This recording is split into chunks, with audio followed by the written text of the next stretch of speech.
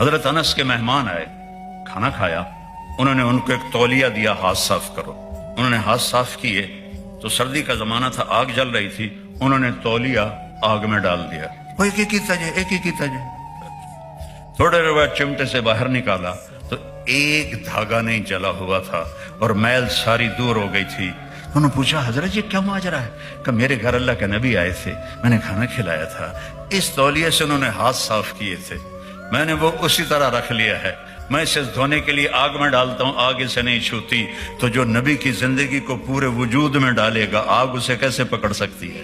قبر اسے کیسے پکڑ سکتی ہے؟ منکر نکیر اسے کیسے ڈانٹ سکتے ہیں؟ جہنم کیسے اس کے قریب آ سکتی ہے؟